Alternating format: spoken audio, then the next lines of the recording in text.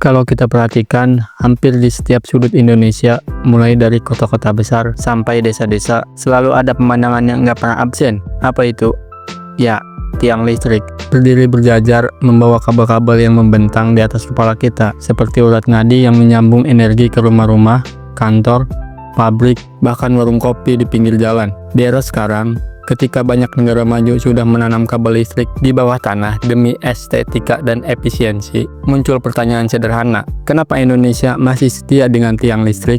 Jawabannya ternyata lebih dari sekedar soal teknologi. Ini tentang keputusan yang berkelanjutan dengan kondisi geografis, sosial, ekonomi, bahkan budaya masyarakat kita. Yang pertama-tama, mari kita bicara soal biaya. Pemasangan kabel listrik lewat tiang jauh lebih terjangkau dibandingkan membangun jaringan kabel bawah tanah. Anggaran yang dikeluarkan untuk mendirikan tiang dan menarik kabel di atasnya bisa dibilang hanya sebagian kecil dari biaya yang dibutuhkan untuk menggali tanah, memasang pelindung kabel, hingga merapikan kabel jalan atau trotoar yang dibongkar. Bukan hanya sekedar mahal, pemasangan kabel bawah tanah juga memerlukan teknologi dan tenaga kerja yang lebih spesifik. Sederhananya, kalau kita memaksa seluruh jaringan listrik di Indonesia langsung pakai kabel bawah tanah, biaya yang harus disiapkan bisa membengkak berkali-kali lipat. Hal itu tentu akan berdampak pada tarif listrik yang bisa ikut naik. Belum lagi anggaran pemerintah yang akan tersedot besar-besaran. Tapi biaya bukan satu-satunya cerita. Jangan lupa, Indonesia ini bukan negara kecil.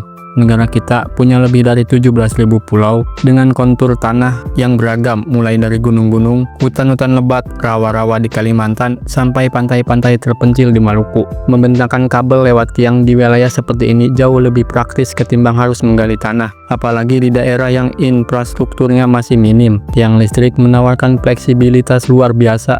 Begitu akses jalan ada, tiang bisa dipasang, kabelnya bisa langsung ditarik, listrik juga bisa langsung mengalir.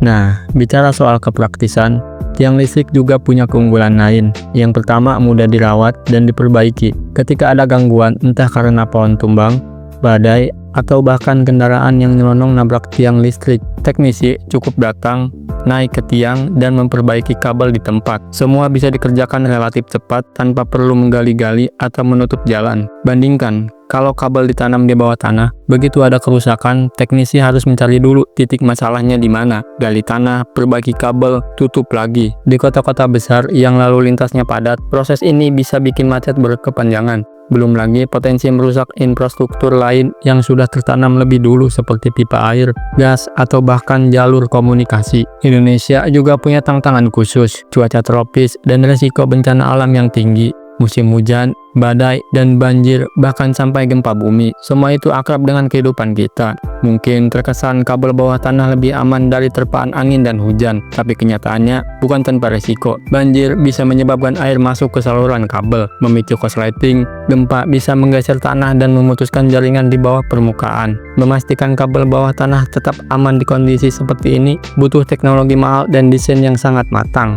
Meski begitu, bukan berarti Indonesia tidak bergerak ke arah kabel bawah tanah. Perlahan-lahan di beberapa kawasan elit, perumahan baru, atau pusat bisnis, sistem ini sudah mulai diterapkan. Pemerintah pun punya rencana jangka panjang untuk menata jaringan kabel. Tapi tentu saja prosesnya bertahap, mengingat besarnya wilayah yang harus dikelola dan keterbatasan anggaran. Langkah realistis saat ini tetap mengutamakan penggunaan tiang, sambil perlahan-lahan memindahkan sebagian jaringan ke bawah tanah di area prioritas. Jadi, kalau kita bertanya mengapa Indonesia masih menggunakan tiang listrik, penjelasannya sederhana tapi dalam. Karena tiang listrik adalah pilihan paling masuk akal untuk kondisi kita sekarang. Ya, menawarkan solusi murah, mudah dirawat, fleksibel, dengan medan yang menantang, dan sudah menyatu dengan kehidupan masyarakat. Mungkin tiang-tiang itu tidak terlihat cantik seperti kabel bawah tanah di negara-negara maju, tapi tanpa mereka, banyak wilayah Indonesia belum tentu bisa menikmati listrik secepat ini. Dan mungkin suatu saat nanti, ketika kondisi ekonomi lebih stabil, teknologi lebih murah, dan kota-kota kita sudah tertata lebih rapi, tiang-tiang itu akan mulai menghilang, satu demi satu, digantikan oleh jaringan bawah tanah yang lebih rapi. Namun untuk saat ini, mereka masih berdiri kokoh, diam-diam menjadi tulang punggung listrik yang menyala di rumah kita semua.